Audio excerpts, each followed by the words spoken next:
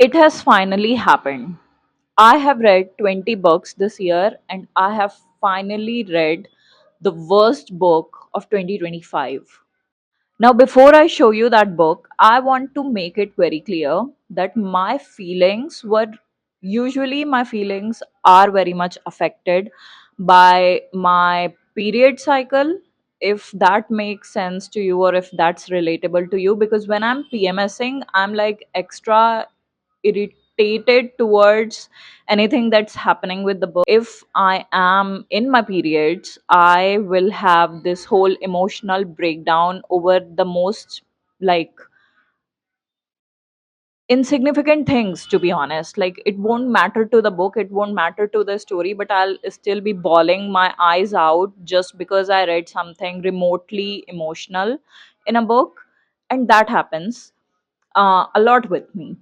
But it should be taken into consideration that my feelings towards this particular book is not affected by my cycle. This book was genuinely very bad.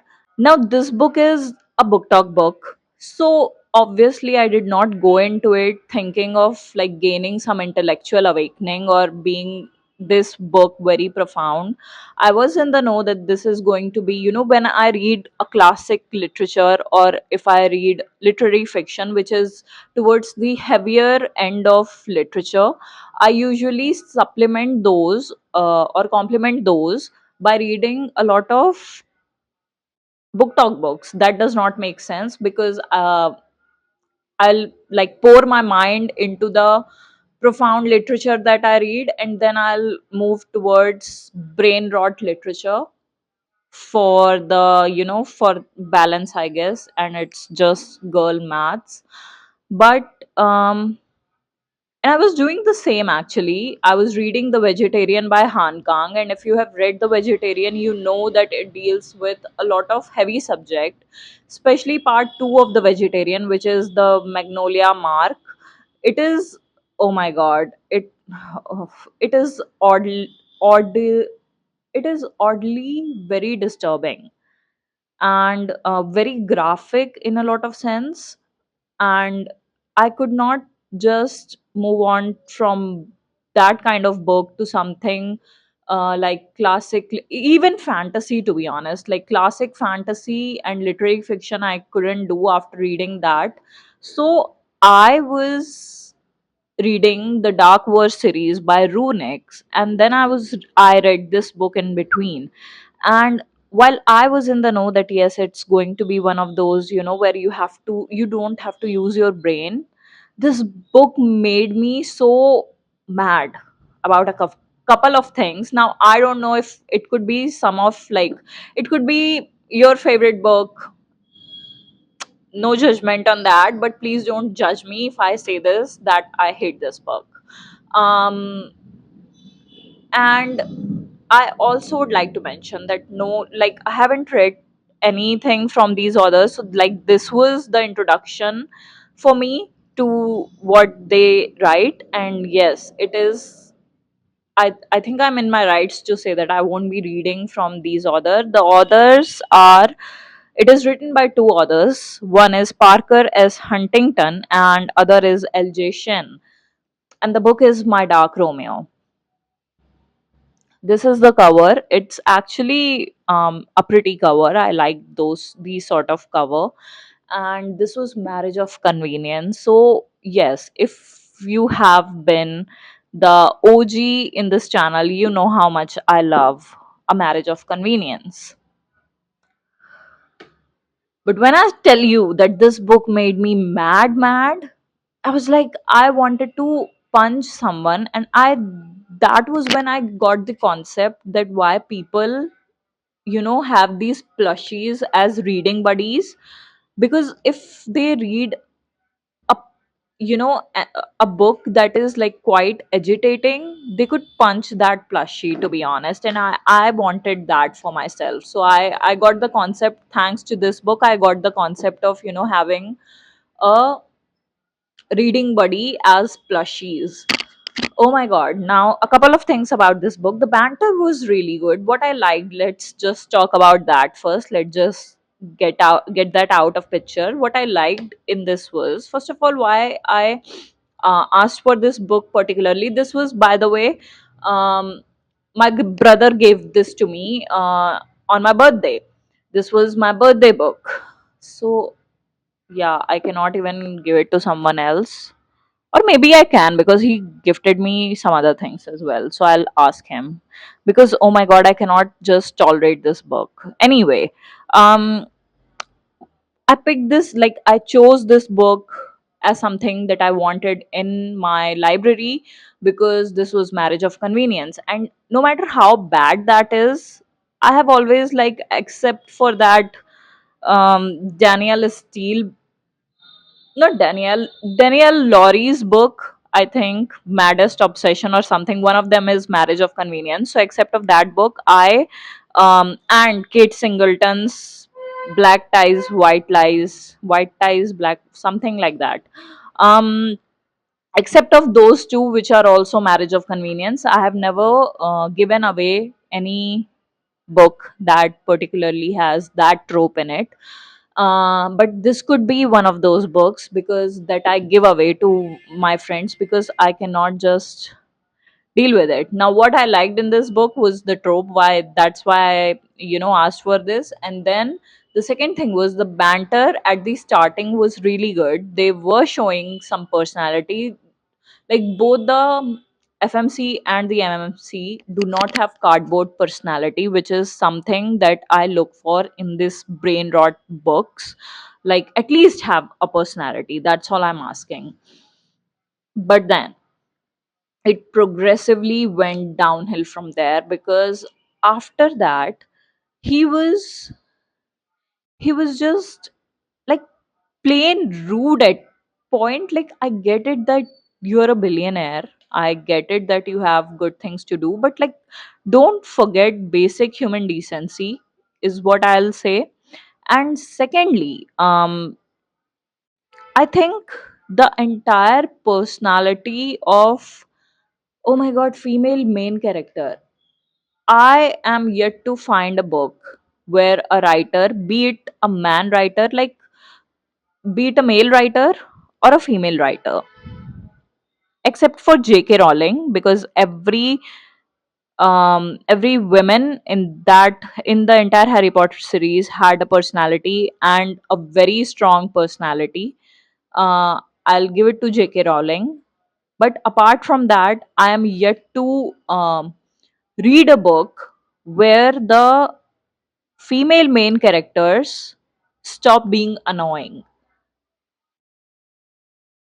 And I, like, there is, like, I even found Feyre at certain point, Feyre from Ekotar, um annoying to some degrees in the first and the second book.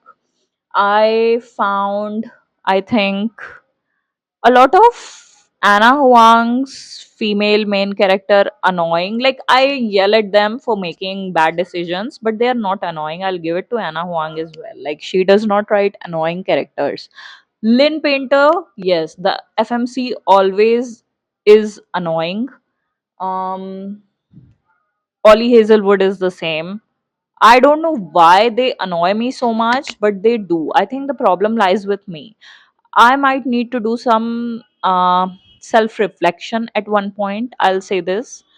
But yeah, I found them annoying. But not to the point where I could not, like, where I'm getting murderous thinking about them. Like, it has never come to that point with any of these books. I have read it and I have enjoyed it, and they have had great character development, especially the one female main character that I would name is Violet Sorangale. Like, her personality is quite annoying at points in all of the three books, like Onyx Storm, Iron Flame, um what else, Fourth Wing. But she also showcases a good character arc as well at times, and that balances it out. Because, like, obviously, if you are judging them on the basis like as if they are real people. You have to give them the benefit of doubt that obviously they are going to make annoying decisions. Like it's like me, I make annoying decisions all the time, so somebody might find me annoying. Like even you guys may think that who is this girl chatting over on the internet with very little to no knowledge about literature, and she is quite annoying. You might, and you are within your rights to think that. But oh my god, I don't know why I felt so murderous when it came to Dallas Townsend. Uh, First of all she did was eat bad food. Like she wasn't even foodie in the right sense. Like she wasn't even, trying cuisines or whatever. She was just eating rows of Oreos and every 2 to 3 hours, and it was her entire personality. And then she would read trashy books, and no judgment there, no judgment there. But somehow she had this perfect figure, and I'm just tired of others thinking that you could eat all this junk food and you can have this representation as someone who eats junk food only, but then have go on to have a perfect body where men are like lying over your feet. That does not happen. Those people do not have tiny waist. Trust me, I have been there where I used to inhale food and I would not get fat. But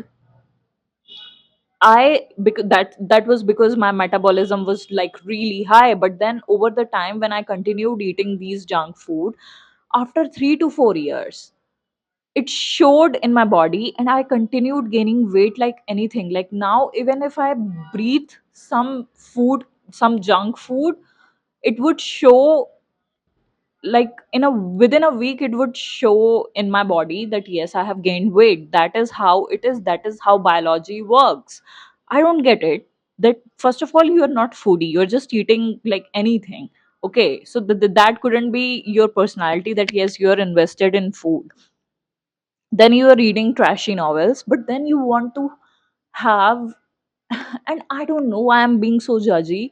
Maybe for the fact because that she was like 23 maybe, and she was just obsessed with kids. Like I want to be a mother. My entire dream is to be a mother, and she would go to any lengths. She had no self respect, absolutely no self respect. And what I did not these two were the point where I was like judging her through and through. Because trust me, bro, one video on Instagram, one video with a cute child on Instagram, I'll have a baby fever.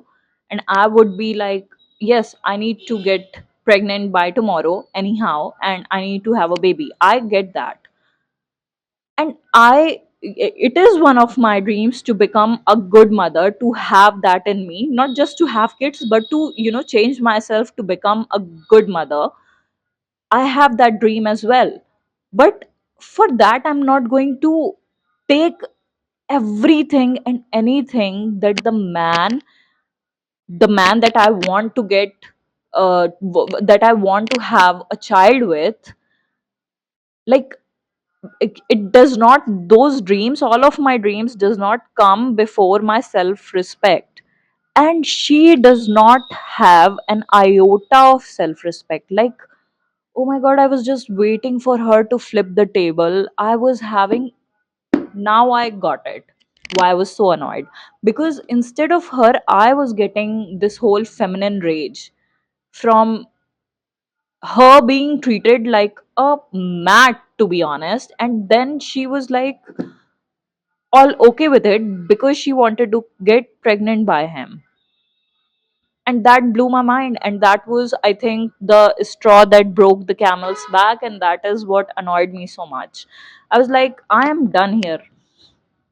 I get it that you want to be pregnant. At one point of time, she was saving his dash under her tongue so that she could manually use it to get pregnant. But thank God the sense prevailed and she didn't do it. But can you believe that? And this is written by female,